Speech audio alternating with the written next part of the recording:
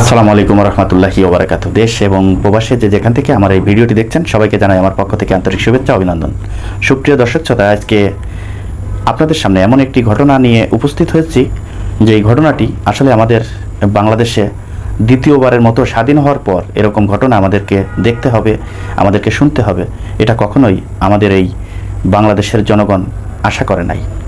দর্শক, এমনই একটি ঘটনা যে আপনাদেরকে শোনানোর চেষ্টা করছি। সেই ঘটনাটি হলো জাহাঙ্গীরনগর বিশ্ববিদ্যালয়ের সাবেক শিক্ষার্থী ও ছাত্রলীগের সাবেক নেতা শামীম আহমেদ ওরফে শামীম মোল্লাকে পিটিয়ে হত্যা করা হয়েছে। দর্শক, বিচার বহির্ভূত যেই হত্যাকাণ্ড, এই হত্যাকাণ্ড আসলে আমরা কখনোই এই স্বাধীন দেশে যেই জুলুম নির্যাতনের কারণে আজকে আমাদের দেশের এই ছাত্র জনতার আন্দোলনের মধ্য দিয়ে এই স্বৈরাচার সরকারকে এই বাংলাদেশ থেকে বিতাড়িত করা হয়েছে, তারপরেও দেশ কি এখন পূর্ণাঙ্গ স্বাধীন এখনও কি আছে? এটা কি আমরা বলতে পারি?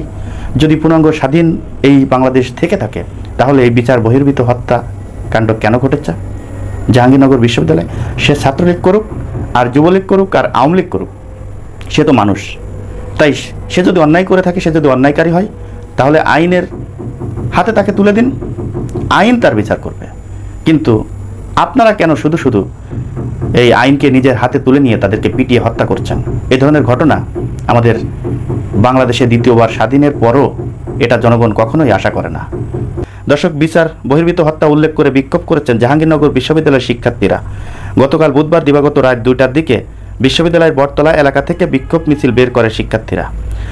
মিছিলটি বিশ্ববিদ্যালয়ের বিভিন্ন সড়ক প্রদক্ষিণ করে বর্তমান উপাচার্যের বাসভবনের সামনে গিয়ে শেষ হয়।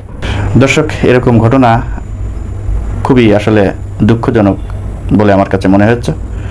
এ বিষয়ে বিশ্ববিদ্যালয়ের অর্থনীতি বিভাগের 47 ব্যাচের শিক্ষার্থী প্রাপ্তি তাপসী বলেন, আমাদের ক্যাম্পাসে যে ঘটনাটি ঘটল, ছাত্রলীগের একজন সাবেক নেতা 2 দফায় গণপিটানি দেওয়া হলো এবং ফলে তার মৃত্যু হলো। আমরা জাহাঙ্গীরনগর বিশ্ববিদ্যালয়ের শিক্ষার্থীরা স্পষ্টভাবে বলতে চাই, আমরা বিচার বহির্ভূত যে কোনো হত্যাকাণ্ডের বিরুদ্ধে কেউ যদি অপরাধ করে তাহলে তাকে রাষ্ট্রীয় আইনে শাস্তি দেওয়া হোক, কিন্তু কাউকে বিচার বহির্ভূতভাবে পিটিয়ে মেরে ফেলাকে জাহাঙ্গীরনগর বিশ্ববিদ্যালয়ের শিক্ষার্থীরা সমর্থন করে না।